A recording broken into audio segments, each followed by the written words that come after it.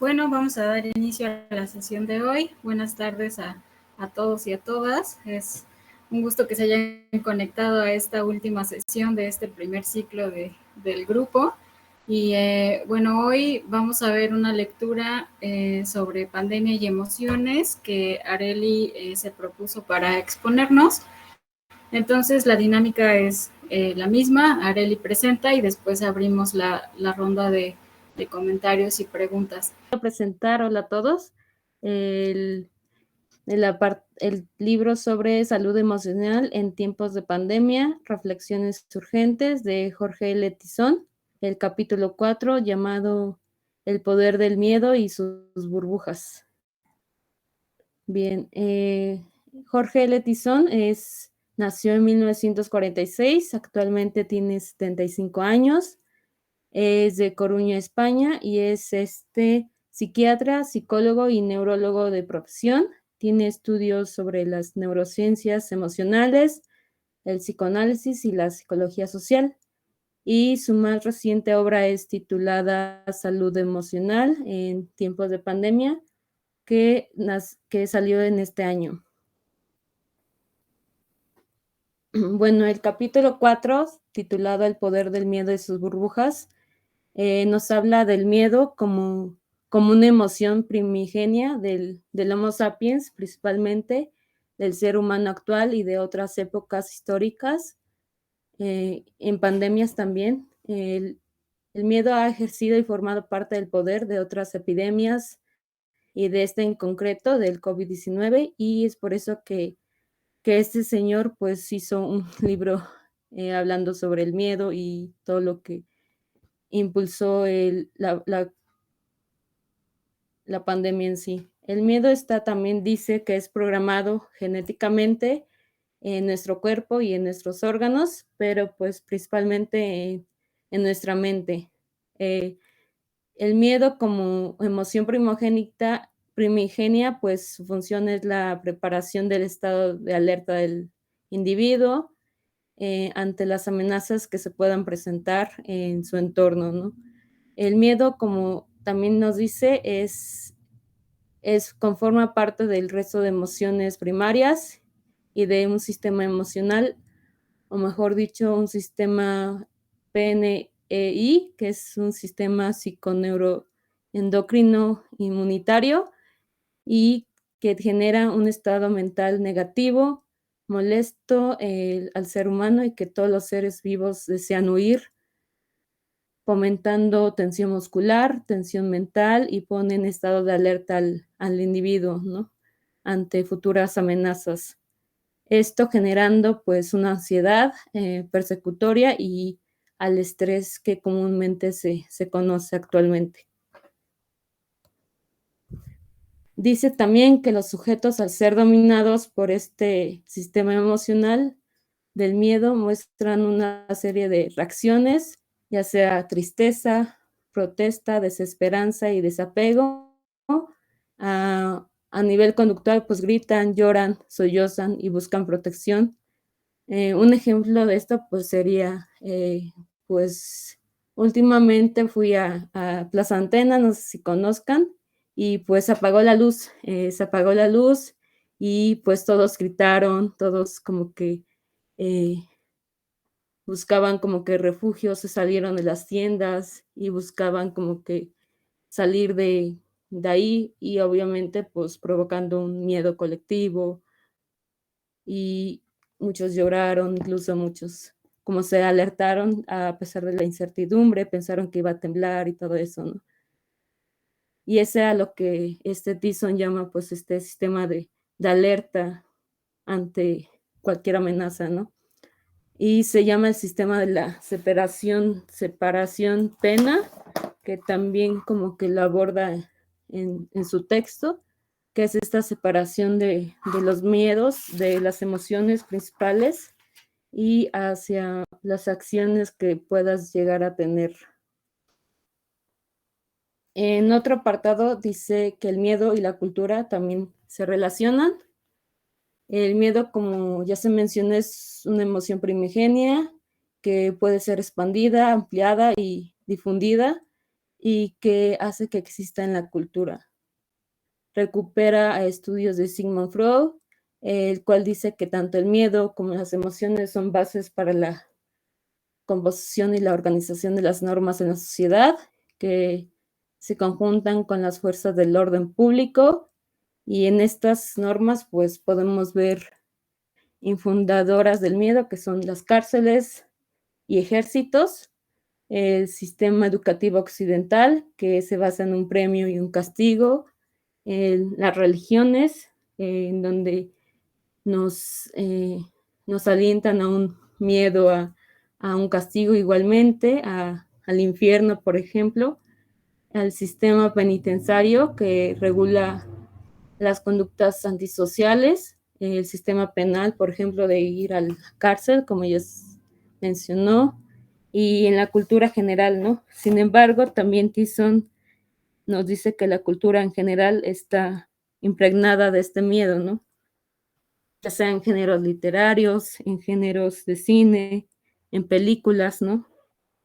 Es a partir del siglo XIX que gracias a escritores como Edgar Allan Poe y Becker es que en sus obras se va generando esta noción y esta peculiaridad del miedo, ¿no? Esas diversas formas artísticas también han sido partes de las artes. A raíz ha generado a personajes literarios como Drácula, Frankenstein, etcétera, y en donde son simbólicos, símbolos del miedo, ¿no? En sí ya, en la edad moderna. El miedo y el terror son partes significativos de las series también televisivas, por ejemplo, en películas ahora y series como American Horror Story, etcétera. El miedo a la moral también dice, ¿no? Y a las morales, a la ética, ¿no? Con ello que considera lo malo está unido a nuestra mente y a nuestra cultura también. El uso del miedo es venal, dice que tiene un lenguaje y se maneja mediante códigos, se contagia la que lo rodea como como en la epidemia hoy en día, ¿no? Va ligado a que si no usas gel antibacterial, pues hay un medio, o si no usas un cubrebocas igual, hay un miedo constante a que pueda ser contagiado, ¿no? En los estudios de Sigmund Freud dice que el estudio de los tipos de miedo está relacionado a las fuerzas de la naturaleza y sus fenómenos desconocidos, como pueden ser, no sé, huracanes, los temblores, ¿no? Actualmente, a un incendio, a erupciones de un volcán, son situaciones que son fuera de la acción del humano, pero pues que son miedos constantes, miedos que están ahí sin ser elaborados por el ser humano. Está miedo a las fuerzas sobrehumanas, a estar a un medio de un bosque o en medio de un desierto, esa incertidumbre de no saber hacia dónde ir, el miedo a la enfermedad y a la muerte, ¿no? Causado hoy en día por la pandemia también. A eso también está el miedo y contrato social, que el contrato social, pues como el miedo también está en las teorías sociales del contrato social, del derecho y de la sociedad, creaciones de la creación del Estado, de Hobbes, Rousseau, Hegel, Kant. El miedo ha sido esencial en la construcción de esas teorías, ya que juntarnos en sociedad para crear sociedades y estados por un miedo a la falta de organización, a la falta tal vez inmoral de algunas acciones. Es por eso que está relacionado un contrato social y que es necesario, se pone entredicho por parte de Tyson. También el miedo al poder. Bueno, en este apartado del uso del miedo para la reconstrucción social, Tyson abarca el poder del miedo y sus implicaciones, en donde nos dice que el miedo en el mundo civilizado actual es muy recurrente, plantea una contradicción de Estados Unidos y el uso de armas ya que existe una intervención generalizada de la necesidad del miedo como base de la cultura y la sociedad moderna actual, ya que pues Estados Unidos ha propiciado la intervención y la difusión de armas. También es contradictorio de que pueda, no, este miedo de terrorismo, por ejemplo, en el 11 de septiembre, ¿no? Como ya se había mencionado anteriormente en sesiones pasadas, que ese miedo al que puedas que se repetir, ¿no? También recuerdo que actualmente, pues, hace un año creo que este miedo a una tercera guerra mundial, ¿no? Que se difundió mucho en redes sociales, en que se pudiera generar, ¿no? Por esos conflictos políticos y de poder con Corea y con el Medio Oriente también implicado Estados Unidos. También los medios de comunicación son parte de este uso del miedo para una construcción social, política en la sociedad de esta emoción, en donde estimulan y difunden un medio colectivo social y político. Eh, por ejemplo, en la pandemia, pues los medios de comunicación han sido muy elementales, ¿no? Con las fake news, con estas conspiraciones muy acertadas o muy desacertadas para algunos, en donde difunden un miedo a ser contagiado, a ser eh, a morir o incluso no de contagiar a tu propia familia, y de ahí creo que se basa en el discurso del Estado incluso, ¿no? De pues si sales, lleva cubrebocas, lleva gel, eh, esta de sana distancia igual, ¿no? Entonces, pues el miedo es una base fundamental tanto en el contrato social como en la difusión de información también, y más con el COVID-19.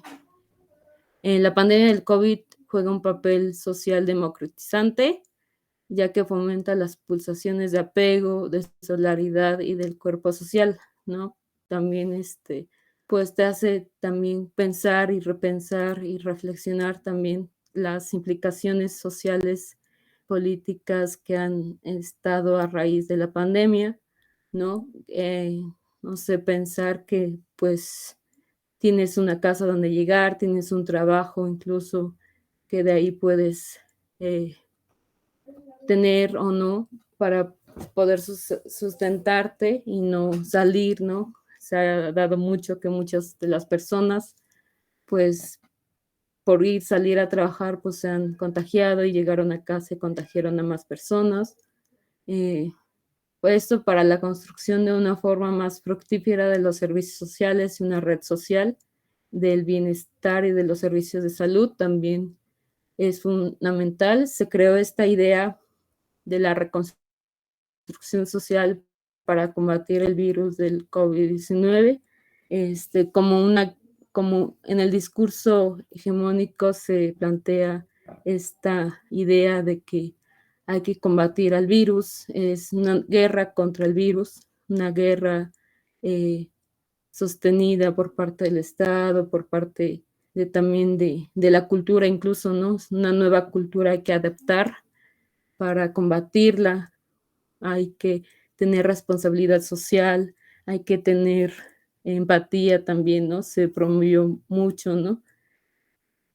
Y creo, sí, el miedo y las burbuja sanitaria y burbuja psicosocial. En esta parte el autor nos habla sobre estos miedos o estas miedos más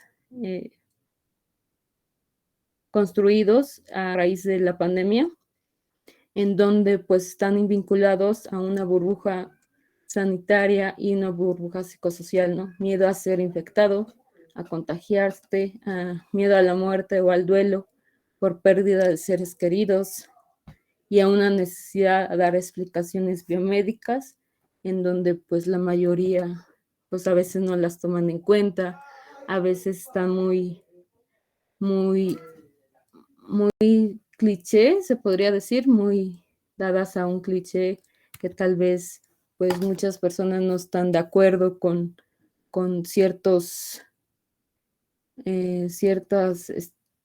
estipulaciones que da, no sé, que ve o que le dice su médico que haga y dice que no, que eso está mal. Gracias, Areli, por tu exposición clara y precisa. Y sí, sin duda este fue un texto bastante interesante, eh, porque justamente creo que vienen como como dos perspectivas en la manera en la que se va desarrollando, ¿no? Por un lado, como una primera impresión, creo yo, como desde un punto de vista más biológico, ¿no? Y después ya intenta articular este enfoque más de tipo sociocultural, ¿no? Y sí, justamente creo yo que se ha perfilado a partir de la pandemia, ¿no? Y en consideración con otros momentos históricos también, una cultura afectiva del miedo, ¿no? Y creo que también no podemos entender el presente, ¿no? O el momento en el que ha venido eh, a presentarse la pandemia si no consideramos también que puede ser parte de un devenir, de un proceso histórico, ¿no?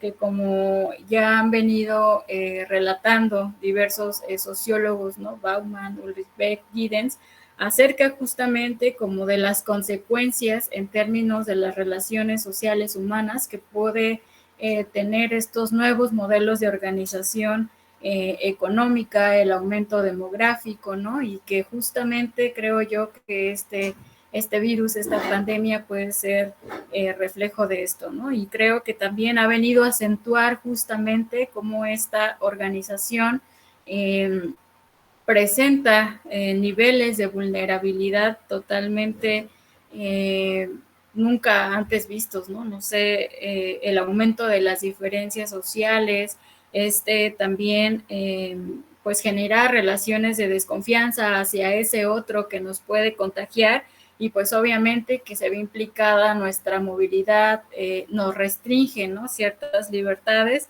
y se generan ahí también como ciertas relaciones de poder, ¿no? Pero sin duda es un texto que abre bastante el panorama. Aquí cierro este primer comentario de manera muy general y ya pueden ir escribiendo su manita si quieren comentar, contar algunas experiencias que también les trajo el COVID.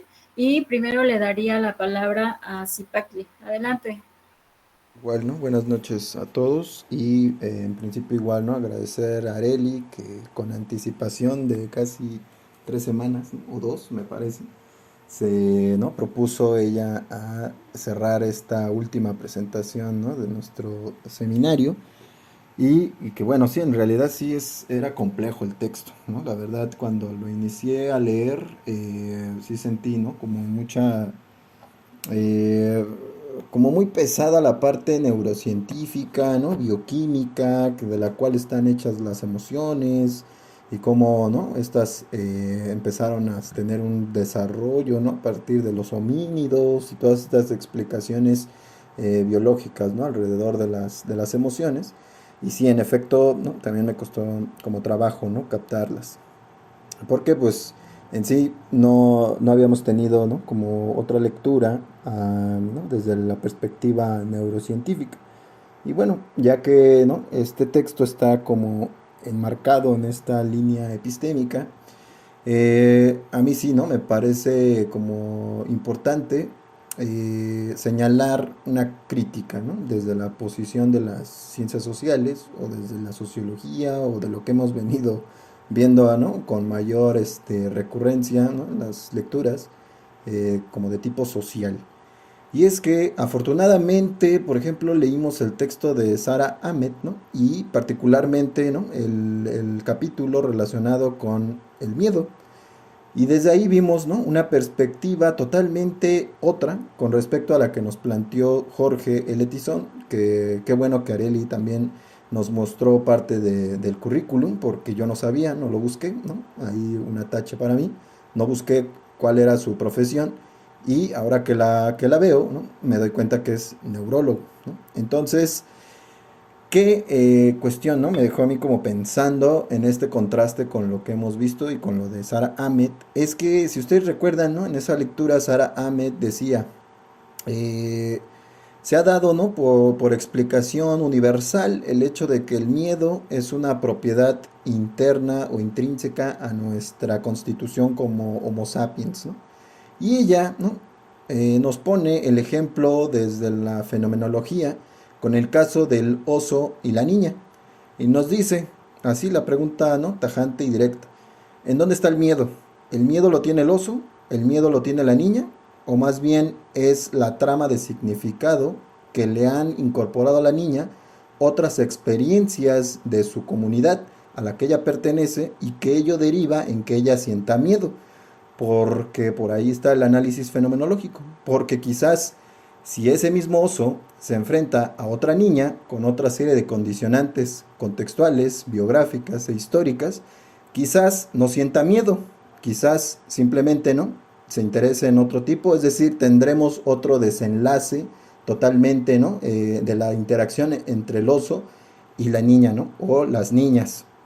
En ese sentido, ¿no? Decía que era una crítica en este punto, porque si bien la neurociencia, desde el lado más como ortodoxo, es decir, que no voltea a ver otras disciplinas y principalmente, ¿no? Las sociales, que es algo muy recurrente, ¿no? Sobre todo ¿no? de la neurociencia hacia las sociales, no tanto de nosotros hacia las biológicas, porque ellos detentan el lugar de poder, ¿no? El lugar de privilegio, la sustentan las neurociencias, la biología molecular, etcétera, y ellas no tienen por qué voltearnos a ver. Y nosotros mismos, ¿no? Sí tenemos que irlos a ver, pero casi siempre en función, ya sea de cuestionarlos, de mostrar sus sesgos, ¿no? Epistemológicos sobre los que escriben, la intención de objetividad de sus perspectivas.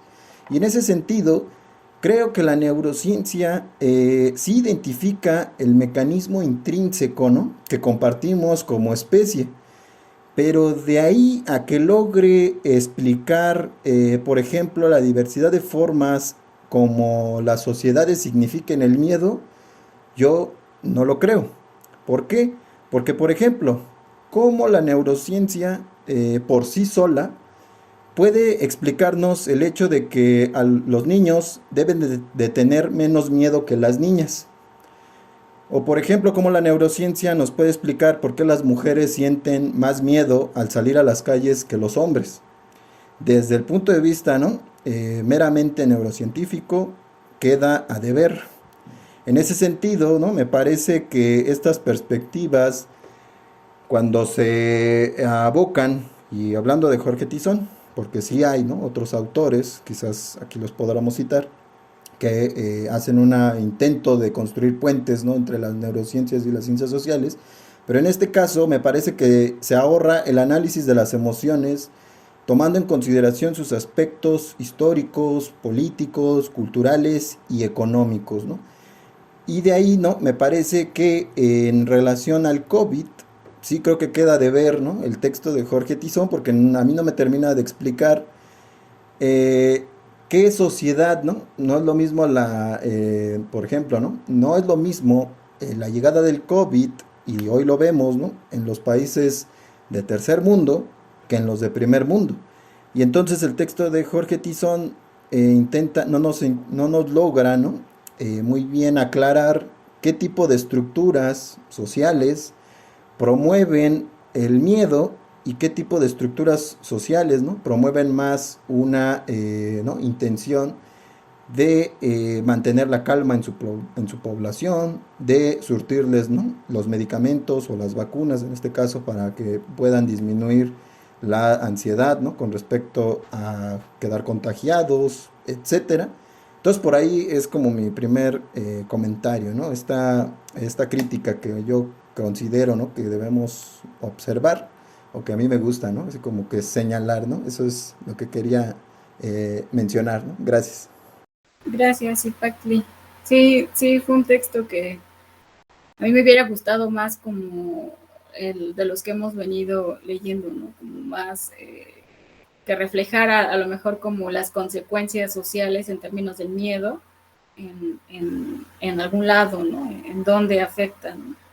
Y es que justamente, por ejemplo, otros estudios que pues medio leído hablan particularmente sobre las relaciones que se han venido generando, ¿no? De la desconfianza, de la estigmatización, aquel otro que se cree que se pueda contagiar, ¿no? Particularmente, pues porque como el virus se inscribe en el cuerpo y justamente, como ya lo decía Zipatli, ¿no? Retomando a Sara Ahmed, pues se va viendo desde esta perspectiva cómo es que circula el miedo entre nosotros, ¿no? Cómo nos separa de ciertos cuerpos que pueden considerarse enfermos, ¿no? Y cómo nos une a esos otros tal vez que se consideran sanos, ¿no? Y creo que también se inscriben un montón acerca de estas definiciones de lo sano, de lo enfermo, de lo anormal, ¿no? Y que indudablemente afecta la manera en la que nos vamos relacionando con los otros, ¿no? Y bueno, le doy la palabra a Omar. Adelante. Sí, hola, a ver si no me interrumpen mucho los cohetes porque ya estamos festejando a la Virgen por acá.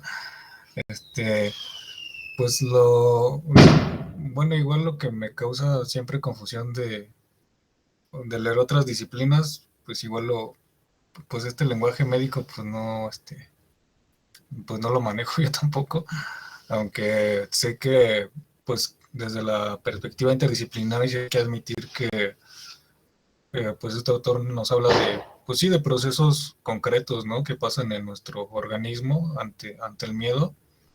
Y pues sí, creo que desde esa perspectiva interdisciplinaria admitir que sí un porcentaje, bueno, no sé si porcentaje, pero una parte es definido por nuestras sensaciones como primarias, lo dice él. El miedo es como una sensación que desde bebés estamos desarrollando, ¿no? Que reaccionamos, ¿no?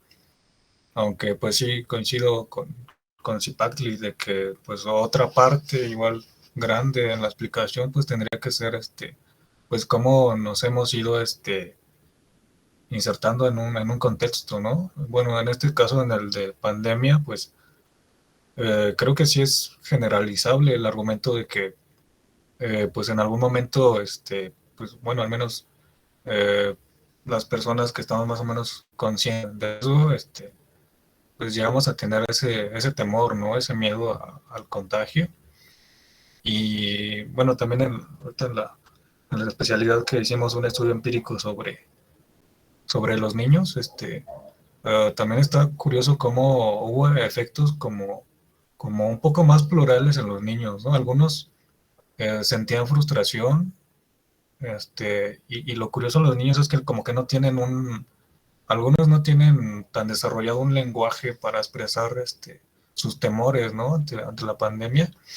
Y bueno, no, con los compañeros que estábamos entrevistando a sus papás, pues nos decían que pues surgieron como actitudes muy, muy variadas, ¿no? A veces los niños estaban pues muy felices de estar en casa, pero luego pues toda una pues montaña rusa de emociones, ¿no? Los niños, ¿no? Y creo que pues no sé, a mí me deja como más cosas a seguir explorando por ahí.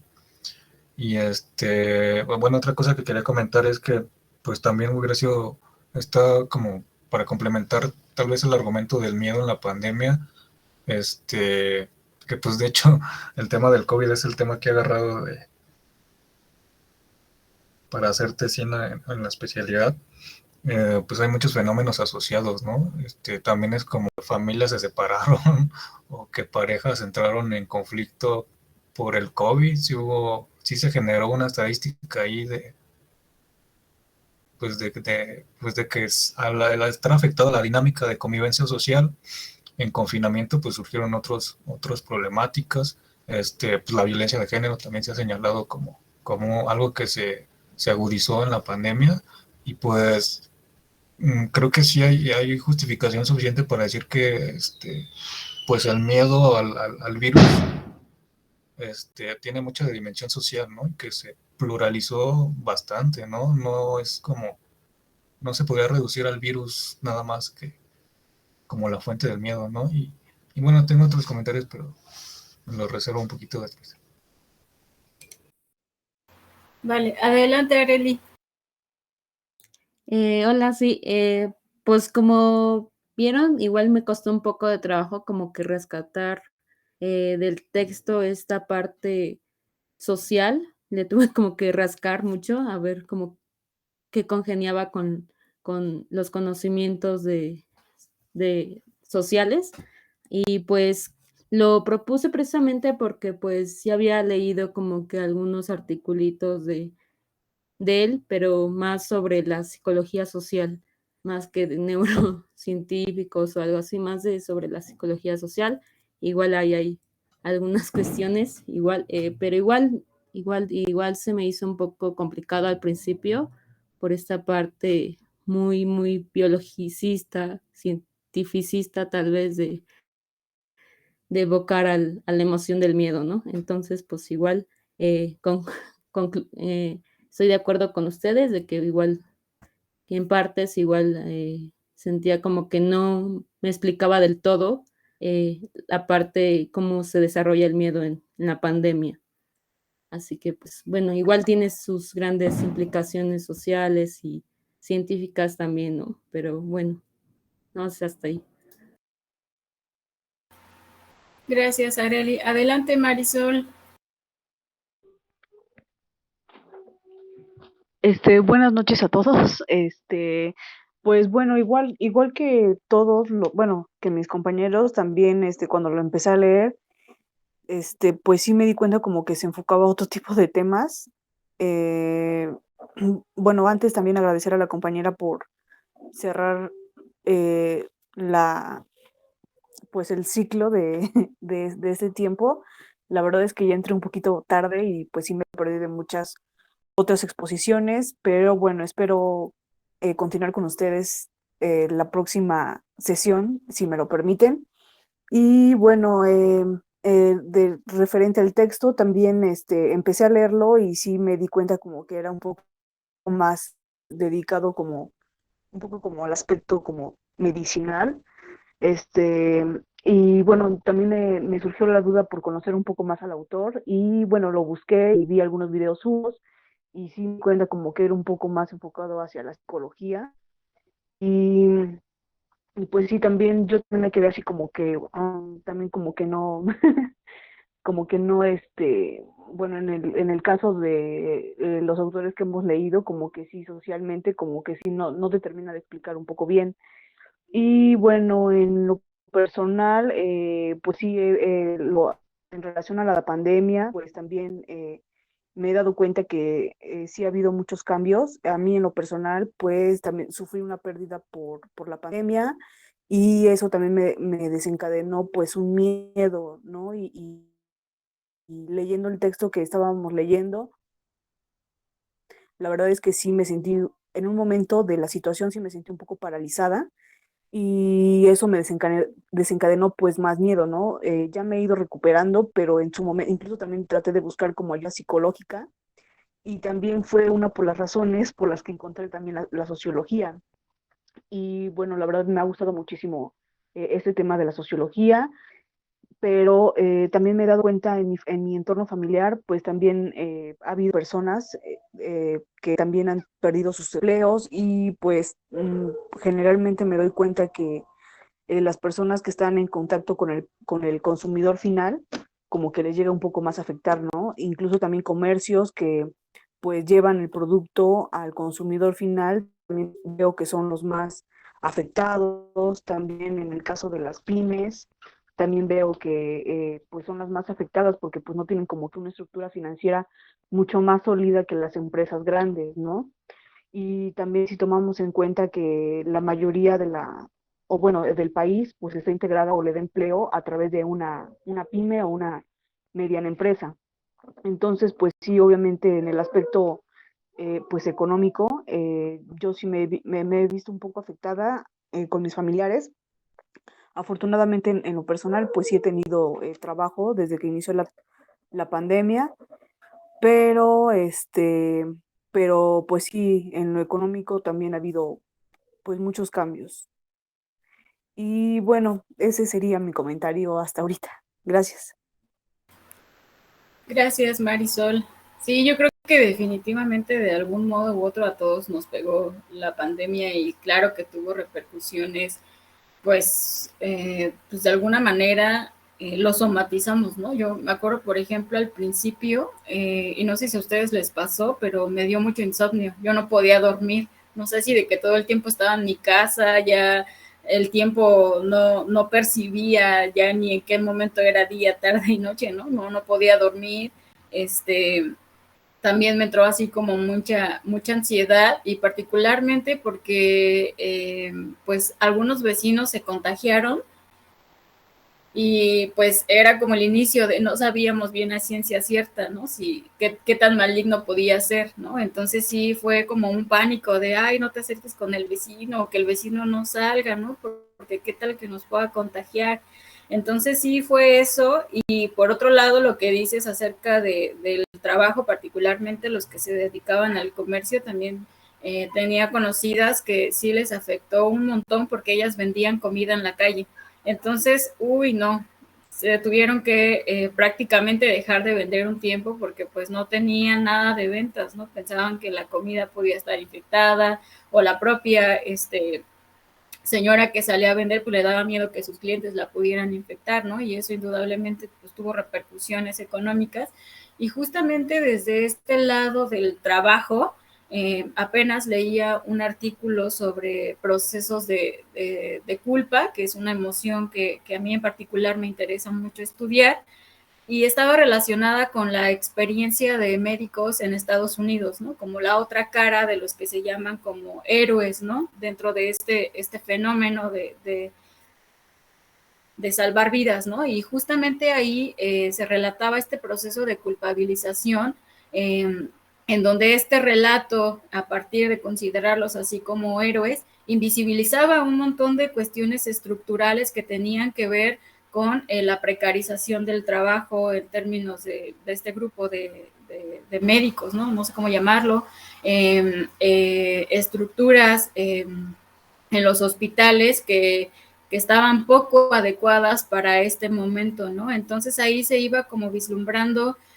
cómo se configuraba así como a manera de capas y nudos que se van entrelazando entre la vida personal y las características laborales que se anclan a un contexto global más amplio, pues iban configurando estos procesos de culpabilización en los médicos, ¿no? Porque decían, es que no es algo que dependa de nosotros, salvar vidas o no, ¿no? Aunque sentimos esa responsabilidad, pues hay cuestiones que tienen que ver con no contar con respiradores, ¿no? No contar con ciertos elementos, y entonces se genera un proceso de culpa en ellos que si pues ahí se veía como de una manera más internalizada y de manera personal, pues se vincula a un proceso más amplio que permite pues dar respuesta o explicar por qué se van configurando estos procesos de culpa dentro de lo que tiene que ver con esta relación entre el trabajo, las emociones y la cuestión del individuo, ¿no? Entonces eso era algo que a mí me llamaba mucho la atención, cómo a partir también de ciertos discursos y que se vinculan también con aspectos emocionales, pues llegan a invisibilizar estos aspectos más como de tipo estructural, y creo que ahí también hay pues bastante de dónde rascar, ¿no? Para dar una explicación social acerca de estos fenómenos que podrían considerarse más como cuestiones médicas o sanitarias que problemas sociales más amplios, ¿no? Entonces eso era algo que a mí me llamaba muchísimo la atención. Y bueno, le doy la palabra a Zipak, adelante. Sí, igual, ¿no? Ya que estamos como en este terreno, ¿no? Como de ver la pandemia, ¿no? Ahora desde, a lo mejor desde el punto de vista, ¿no? Como social o personal. eh, ya ven que ocurrió esto, ¿no? Como decía muy bien Omar, ¿no? Quizás el miedo no rigió cada una, ¿no? De las como formas de asimilar o de experimentar la pandemia, ¿no? Los grupos sociales. Y esto también, ¿no? Porque yo, en efecto, yo también lo vi en el caso, no sé si recuerden que algo que que como que se dificultaba era detener la práctica de los rituales, ¿no? La práctica de los velorios, o la cuestión así de las fiestas, ¿no? Multitudinarias, era una cuestión que no podían, ¿no? En el caso mexicano, Era una situación que no podían, ¿no?, atajar las autoridades, ¿no?, sanitarias y gubernamentales, ¿no?, de que se encontraban con fiestas clandestinas en, ¿no?, en ciertas zonas, sobre todo populares, ¿no?, de la Ciudad de México, ¿no?, Iztapalapa, entre otras, ¿no?, para no mencionar, ¿no?, algunas específicamente, pero sí en estas zonas populares, ¿no?, era muy común escuchar que, ¿no?, se realizó una fiesta con jóvenes, ¿no?, con 200 personas dentro de una casa, ¿no?, o la gente aún todavía se reúne para, ¿no?, hacer sus velorios. Y entonces, desde la perspectiva de los medios de comunicación que eran insistentes con este mensaje del quédate en casa, ¿no? Y sobre todo también poniendo atención a cómo eran señalados o juzgados estos hechos en redes sociales, que yo me metí a ver, ¿no?, en estos casos de las fiestas y también de los carnavales, ¿no? Porque hubo entidades en las que no sé, y, ¿no?, ahorita que también Omar está viviendo, ¿no?, los cuetazos por lo de la Guadalupe, la Virgen, perdón. Era esto, ¿no?, de cómo decían en los medios y en las redes, les decía, todos juzgando, ¿no? No, pinche bola de tontos, ¿no? No saben respetar, se van a morir, que no entienden, que no se puede hacer ahorita fiestas, ¿no? Covidiotas, ¿no? Así se les puso, ¿no?, ese adjetivo, ¿no?, a la gente que no atendía la recomendación de quedarse en casa. Pero, ¿no?, desde el punto de vista antropológico, ¿no?, y sobre todo en un caso, ¿no?, de un compañero que está haciendo una tesis, ¿no?, sobre los carnavales, y que, ¿no?, un spoiler quizás lo tengamos, ¿no?, en la próxima temporada de nuestro seminario, ¿no?, exponiéndonos la relación entre carnavales, etnografía y emociones, y espero que toque este punto, ¿no? Pero él, por ejemplo, en este trabajo, ¿no?, analizaba el carnaval de Peñón de los Baños, allá en la Ciudad de México, y no se detuvo. El carnaval se realizó el año pasado. Y entonces él en su presentación fue muy, muy chida porque, ¿no?, ponía cómo lo habían abordado los noticieros, ¿no?, que fue noticia nacional. Y entonces de todo lo que les acabo de decir, ¿no?, los adjetivos peyorativos. Y él, ¿no?, cuando se lanzó a hacer el trabajo de campo, al entrevistarlos, la mayoría de la gente le dijo, lo que pasa, hijo, es que, ¿no?, o sea, no podemos vivir con miedo, ¿no? Y aparte la fiesta estructura, ¿no?, nuestras formas así, no con esas palabras, pero prácticamente eso daban a entender, ¿no? Estructura nuestra identidad como, ¿no?, como barrio, como colonia, ¿no? Entonces, no hacerlo, la verdad yo no, le decían, la verdad nosotros no nos vemos, ¿no? Así como no llevándola a cabo, no nos concebimos, ¿no?, sin un año festejarlo. Y eso por un lado. Y por otro lado también le confesaban de que, ¿no?, en cierto punto las autoridades ya se apropiaron de todas y cada una de las decisiones de su vida, ¿no? Cuánto pueden ganar, cuánto pueden, ¿no?, dónde pueden trabajar, entre otros aspectos como biopolíticos, ¿no? Y entonces ellos decían, el hecho de que todavía yo pueda decidir, ¿no?, si me muero, ¿no?, haciendo una actividad que está prohibida, es una manera de subvertir el control del videopoder. Y es decir, a mí me pertenece todavía la decisión de si me quiero morir, ¿no?, haciendo mi ritual, si me quiero morir, ¿no?, haciendo una fiesta clandestina. Ese es, ¿no?, decía él, es como lo que nos da el valor de profundizar más allá de las capas, ¿no?, juzgatorias y como mediáticas, entrometerse, ¿no?, antropológicamente a los significados profundos.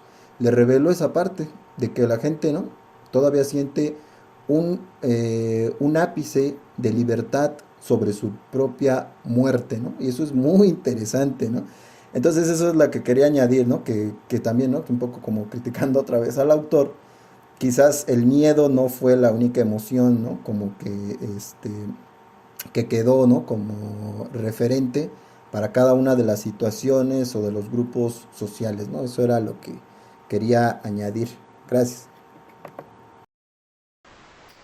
Bueno, sigue Areli. Adelante, Areli. Bueno, sí, ahora que mencionas, Ipacle, lo de los velatorios y eso, pues me hizo recordar a uno que fui durante la pandemia, no fue no fue tan grande, pero pues hubo como que esta modificación al ritual que se hace normalmente. Entonces, pues ahora la persona que da pues el rosario estaba desde su casa con una tablet, se puso el Zoom, se puso, eh, se conectó la familia, bueno, pocas familias, no fue más que 10 personas, y entonces ahí estuvieron. No fue creo que por COVID, fue por otras cosas, pero igual la pandemia hizo que no se hiciera como tal. Entonces, pues estaba ahí sobre un soporte el iPad, estaba en Zoom, estaba la señora dando el rosario. Igual no duró mucho, entonces igual los pocos que fueron, igual llevaban su cubrebocas, se pusieron las sillas a una distancia considerable, apenas si se dio el abrazo, me acuerdo, porque acompañé a mi abuela, entonces pues apenas se dio el abrazo, apenas y nos tocamos de sí, lamento mucho y hasta ahí, pero pues sí cambió mucho la forma en que se dan estos tipos de rituales, de que pues en estos, como sabemos, pues es de abrazar a la familia, de llevar cirios, de llevar hasta ofrendas o fruta, llevar comida, llevar a otros familiares, a llevar a conocidos incluso, ¿no? Entonces, pues sí, modificó radicalmente estas formas de sentir, ¿no? Lo que es la muerte en sí o la pérdida de un ser querido. Entonces, pues, coincido mucho en que sí, la pandemia fue como que muy perspicaz en la forma en que nos vino a decir, oye, cambia tu forma, si no, pues te vas a ir igual, seguirás el que sigue, ¿no? Prácticamente es. Entonces, pues, también ese miedo a no ser contagiado durante estos eventos o en las fiestas, ¿no? También. Así que, pues, no sé, es muy interesante saber en qué formas ha modificado nuestras conductas la pandemia. Gracias, Areli. Adelante, Marisol. Bueno, también quería yo comentar, y bueno, algo que también escuché de una persona que se me hizo muy buena su reflexión, y es que él comparaba, por ejemplo, las muertes que hubo en la Segunda Guerra Mundial, y bueno, él decía que aproximadamente murieron, creo que alrededor de 48 bueno, de 48 a 60 millones de personas. Y bueno, ahorita la situación por COVID, pues hasta ahorita han muerto aproximadamente unas 4 millones de personas en todo el mundo. Y bueno, a mí se me hizo muy sensato porque la verdad, pues sí, creo que a pesar de las dificultades que hemos tenido que atravesar porque es algo nuevo, eh, pues yo al menos en lo personal, pues sí me siento un poco, mm, o lo que me hace tener un poco de confianza es la época en la que vivimos. O sea, sí va a haber cambios en lo social, en lo económico y en muchas otras áreas de la vida, pero la verdad es que, pues en otra época, si hubiera pasado algo como lo que estamos viviendo en otra época, yo creo que sí nos hubiera ido mucho peor. Y pues, por ejemplo, estas muertes de la Segunda Guerra Mundial, pues generalmente se dieron, tal vez a nosotros como país no nos afectó mucho, pero pues se dio en lo que es pues Europa y Asia, ¿no? Y ahí más o menos ahí se concentraron las muertes y pues esta que es una situación global, pues sí, yo sé que pues sí se ha muerto mucha gente, pero no a esos niveles.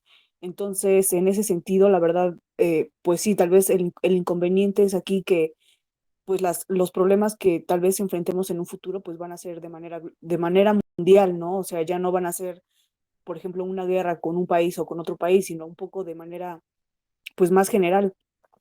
Y bueno, eso a mí la verdad me pareció muy interesante. Y también otra cosa que quería yo comentar, porque también escuché en su momento a otros países en donde incluso utilizaban la fuerza de las autoridades hacia los ciudadanos para obligarlos a usar el cubrebocas. Y la verdad, yo, bueno, hasta ahorita yo nunca he tenido problemas que alguna autoridad me detenga o me exija el uso del cubrebocas. Incluso el otro día que iba yo viajando en el camión, vi que unas como 5 personas se subieron sin cubrebocas. Y la verdad, pues digo, pues cada quien tiene derecho pues a hacer lo que quiera, pero pues sí nos afecta, ¿no? De manera global. O sea, eso es lo que a mí como que me intriga un poco, ¿no? O sea, digo, bueno, tampoco les puedo exigir que se pongan el cubrebocas, pero pues si no se lo ponen, pues a mí también me afecta. Y bueno, eso es lo que me ha intrigado. Y también, pues también esa como que siento que también el concepto de libertad ha cambiado o va a cambiar porque, por ejemplo, recién que inició la pandemia, pues escuchábamos que al personal de salud, pues se le maltrataba, generábamos, o bueno, la sociedad generaba violencia hacia las personas como si ellos fueran los culpables de la situación. Y también, pues te pones a pensar y dices, o sea, ¿cómo es que podemos tratarlos tal cuando ellos son los que están en la primera línea, pues de batalla de la enfermedad, ¿no? Y bueno, eso también se me hizo como que como que me llamó mucho la atención porque es que nos permitimos, eh, pues, maltratar a las personas que se supone que están, pues, ayudando, ¿no? Que son los más afectados. Y bueno, eso sería mi comentario hasta hoy. Digo, hasta ahorita, perdón. Gracias. Gracias, Marisol. Adelante, Diana. Gracias, buenas noches. Pues, bueno, primero quería pedirles una disculpa porque últimamente ya no me he estado, pero pues ahorita ya pude. Y pues quería añadir también que al miedo principal, digamos que se le suman otros miedos. Digamos, el miedo principal en este caso, pues es el virus propiamente, pero a esto se le suman otros miedos, como por ejemplo, creo que sí lo mencionaban al principio, Zipactli. No, mencionaba de la violencia de género, pero pues también eso, ¿no? A lo mejor son cosas que espero no nadie de aquí viva, pero pues como tengo que estar encerrada o el famoso quédate en casa, pues entonces ahora tengo otro miedo, a lo mejor ya no del virus, pero sí de estar encerrada con la persona que me maltrata o que es violenta conmigo. Entonces, por un lado es el virus, por otro lado, pues son esos aspectos sociales que no se habían tomado mucho en cuenta, ¿no? En la lectura. Y también, bueno, en mi caso, eh, al principio de este año, el miedo que a mí me generaba, bueno, ahorita todavía, pero al principio más, era el miedo a contagiar, porque, bueno, incluso el año pasado también, cuando apenas empezó aquí en México, pero no era tanto, porque pues la verdad yo hacía trabajo de campo y justamente en marzo, abril y así, cuando apenas empezaba el encierro. Pero pues yo no pensé que fuera tan grave, digamos. Entonces no tenía como esa conciencia, digamos, y no tenía tanto ese miedo. Pero ya en este año también entré a otro trabajo de campo igual, pero ahí sí me generaba como mucho miedo porque pues estaba en contacto con mucha gente y así, y no me daba miedo contagiarme yo, o sí, que me contagiaran, sino al contrario, que yo, o sea, sí que me contagiaran, pero que yo contagiara a alguien más de mi familia o pues sí, a cualquier persona. Ese era otro miedo. Y y ahorita pues ya se ve otro miedo, que es el famoso síndrome de la cabaña, ¿no? No sé si lo ubiquen. Bueno, lo he visto más como con psicólogos, pero pues también es algo social, que es justamente este miedo ahora a salir. como ahorita ya estuvimos tanto tiempo en nuestras casas, pues ahora el miedo que se genera es justamente a salir, a retomar nuestra vida, nuestros trabajos, no sé, cualquier otra cosa social o algo que implique el contacto con las otras personas que dejamos de ver, o de estar con ellas, pues ahora tenemos miedo de eso. Entonces, es como que el miedo invertido o algo así, no sé cómo explicarlo. Y bueno, pues por otra parte también, quería comentar ahorita que mencionaron de las muertes que hemos tenido o por nuestras experiencias. También sí, afortunadamente yo no los contagié porque no sé qué hubiera pasado. Pero, igual a principios de este año, tuve familiares enfermos de COVID. Y de verdad yo ahí sí creí que yo los había contagiado porque era cuando yo estaba trabajando en campo, pero pues no fue así.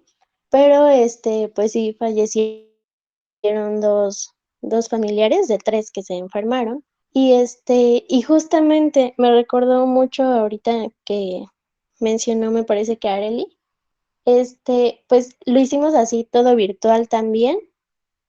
No acudió nadie porque pues todavía teníamos a la otra persona enferma en, bueno, es mi hermana.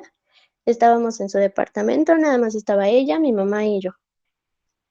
Su esposo fue una de las personas que falleció, mi cuñado, y fue así, pues sí fue muy, muy feo para nosotros porque pues justamente estamos acostumbrados a que pues sentir el afecto de una persona, a lo mejor está ahí, está abrazándote y pues te consuela, ¿no?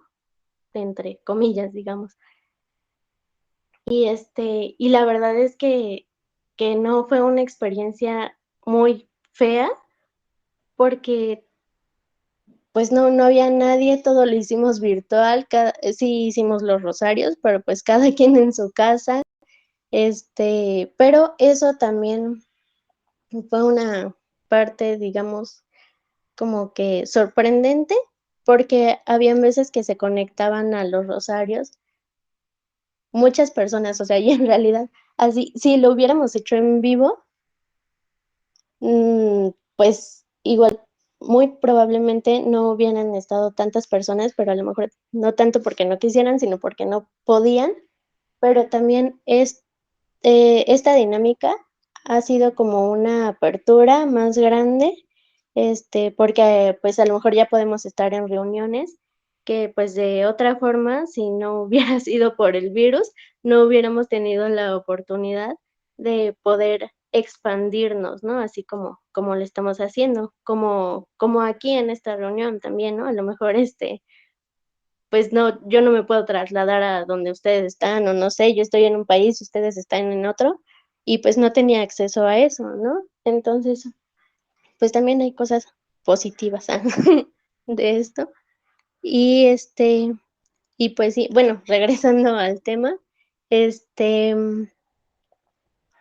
por ejemplo, mi cuñado que falleció, tuvimos sus cenizas hasta un mes después, porque pues mi hermana seguía enferma, y exactamente, no hubiéramos creado este grupo y pues está padre que lo hayamos creado, o bueno, que lo hayan creado. Y y pues sí, han sido muchas cosas que nos generan miedo, pero también el virus o la pandemia nos ha abierto la mirada o la perspectiva para hacer otras cosas, como decía. Y pues sería todo por ahora. Gracias. Gracias, Diana. Sí, sin duda la pandemia vino a que ver con esto a partir del contexto de la pandemia, que tiene que ver con, en primer lugar, al tener que prescindir de estas redes de apoyo que cuentan las mujeres, ¿no? Llámese cuidadoras de hijos, familiares que ayudan también en el cuidado a ciertas labores domésticas, pues se generó una sobrecarga de trabajo en las mujeres, ¿no? Particularmente en un caso que yo indagué, y esto conllevó a esta mujer a tener que reducir sus expectativas laborales para tener que atender a su hijo, ¿no? Y justamente estas transformaciones en las dinámicas de los cuidados ha pues visibilizado, ¿no? La manera en que para las mujeres ha tenido una repercusión bastante importante y que se traduce, además de malestares emocionales, también físicos, ¿no? Porque encontraba que experimentaba mayores niveles de cansancio, de estrés, de agotamiento, y algo que me llamaba mucho la atención es justamente igual este proceso de culpabilización doblemente direccionado, ¿no?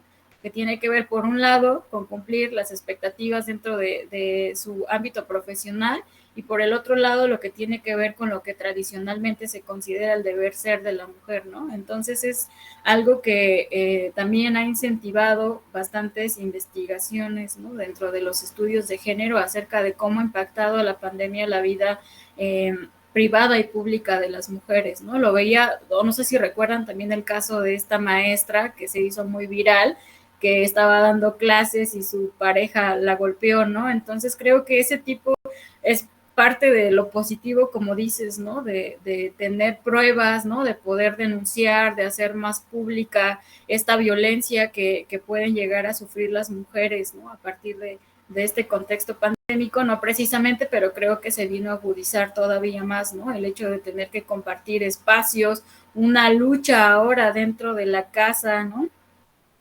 Entre lo profesional y lo laboral, y creo que estas fronteras entre lo público y lo privado quedaron totalmente desdibujadas, ¿no? Entonces creo que también es una buena reflexión, ¿no? Y bueno, también gracias por el dato del síndrome de la cabaña, no sabía que así se llamaba, pero creo que me identifico, porque ahora sí yo ya no quiero salir de mi casa, ¿no? Ya me siento muy cómoda estando aquí, y también por el miedo a que me contagien, ¿no? Entonces creo que se abre el panorama a seguir indagando, y justamente otro de los puntos que me gustaría como señalar, y que tiene que ver ya como el trabajo del investigador social a partir de la pandemia, ¿no? Pensar ahora cómo hacer investigación en contextos de pandemia, particularmente por esto de la sana distancia, la limitación de los encuentros cara a cara, ¿no? Ya bien lo dijiste, ahora pues se tuvo que hacer más trabajo de tipo virtual, y creo que eso también tiene algunos puntos para reflexionar en términos del quehacer del investigador social, ¿no?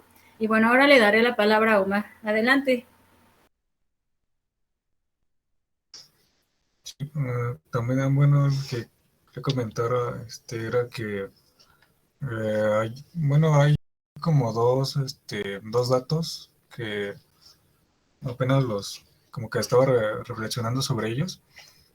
Estamos viendo una encuesta que hizo el INEGI precisamente sobre la percepción del INEGI, algo así era.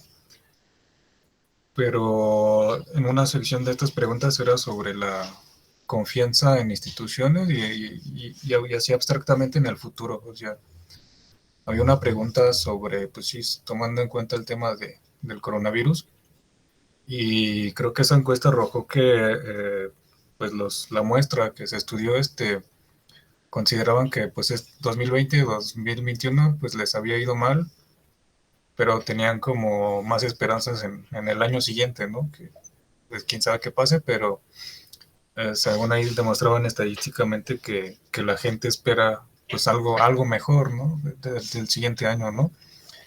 Ese es un dato, y luego después lo leí a la luz de un sociólogo que estaban entrevistando, que es de Argentina. Estaba hablando de temas económicos, pero me llamó la atención que Agustín Salvia se llama, este sociólogo, pero decía que un efecto de la pandemia era, pues sí, precisamente el efecto emocional, y, y también señalaba como algo de que la gente esperaba ya algo mejor a futuro, pero no tanto porque hubiera una mejoría real estructuralmente, ¿no? Sino de que pareciera que la pandemia nos bajó tanto las emociones y las expectativas de desarrollo, que con sobrevivir ya nos conformamos, ¿no? Y pareciera que el rango de bienestar como que bajó.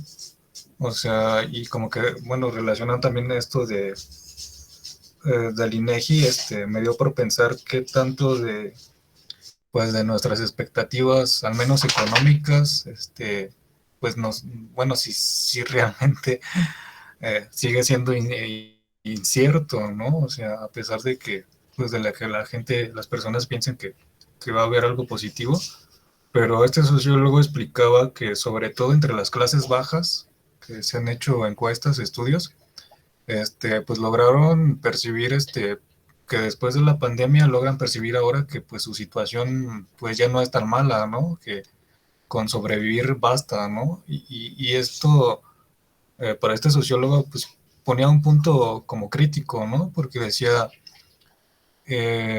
pues a lo mejor nos estamos conformando con poco, ¿no? O sea, pareciera que sí nos traumó tanto y nos generó tantos miedos el COVID, que tal vez en un futuro pues no podamos activar pues no sé, protesta social o exigir otras cosas, ¿no? Que debiéramos exigir más allá pues de la simple sobrevivencia, ¿no? Y, y sobre todo que pues esto esté reflejado en estadísticas, pues sí me hace pensar que pues sí es un efecto, ¿no? Es que habría que estudiar, ¿no? Y pues sí, me deja un poco inquieto esto. Gracias, Omar. Pues yo creo que tiene mucho sentido también porque al menos he notado también como un auge acerca de estos discursos sobre la resiliencia, ¿no? A propósito de esto de si nos tenemos que conformar con sobrevivir.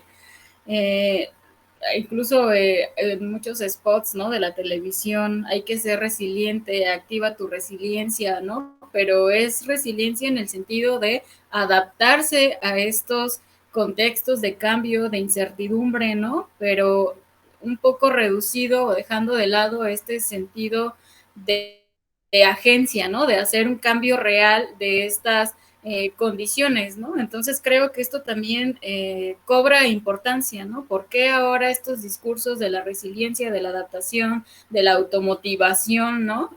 Cobran relevancia en este contexto, pero a lo mejor como ya lo dicen, ¿no? Sin considerar un cambio real, a lo mejor de una manera como más estructural, ¿no? Entonces creo que sí, efectivamente tiene bastante que ver. Y bueno, no sé si alguien más quiera agregar algún otro comentario. Pues como creo que ya lo han dicho, pues creo que la pandemia, una vez puse, creo, o dije, que la pandemia es como que esa cosa que nos vino, ese suceso que nos vino no tan necesario, pero que era, no, ¿cómo decirlo?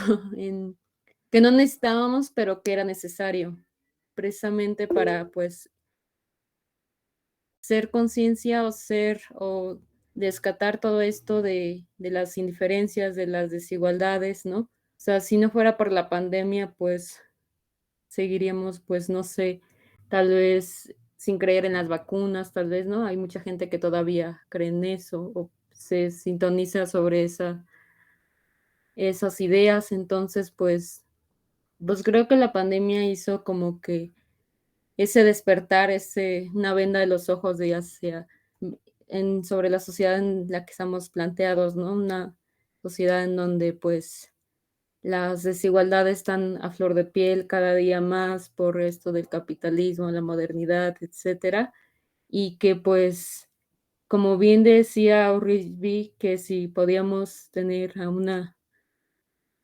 se podía mantener encerrados al mundo entero, pues sí, prácticamente, pero ¿en qué condiciones, no? ¿En qué condiciones estamos? Unos sobrellevan esta cosa de la pandemia, ¿en qué condiciones otros con privilegios, tal vez con servicios de salud bien remunerados o